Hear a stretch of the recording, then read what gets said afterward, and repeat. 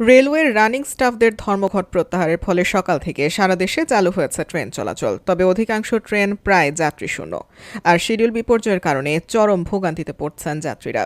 বুধবার ২৯ জানুয়ারি সকালে রাজশাহীগামী ধূমকেতু এক্সপ্রেসের যাত্রার মাধ্যমে ট্রেন চলাচল শুরু হলেও শিডিউল বিপর্যয়ে পড়ে অন্যান্য ট্রেনগুলো।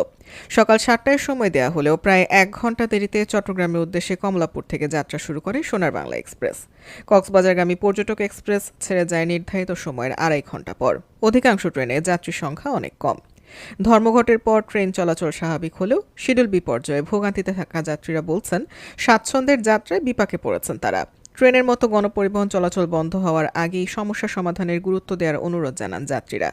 এর আগে আজকের মধ্যে দাবি দেওয়া পূরণের আশ্বাস পাওয়ায় মঙ্গলবার দিবাগত রাত ২:৩০টার দিকে ধর্মঘট তুলে নেওয়ার ঘোষণা দেয় বাংলাদেশ রেলওয়ে রানিং স্টাফ ও শ্রমিক কর্মচারী ইউনিয়ন। তবে স্টেশনে এসে বিপাকে পড়তে হয় যাত্রীদের অভিযোগ, নির্দিষ্ট সময় মতো ট্রেন ছাড়ছেই না, কখন ছাড়বে সেটাও জানেন না তারা, পাচ্ছেন না কোনো তথ্য। তবে দু একটিতে ইঞ্জিনজনিত কারণ ছাড়া সব ট্রেন চলাচল স্বাভাবিক রয়েছে বলে জানিয়েছে স্টেশন কর্তৃপক্ষ।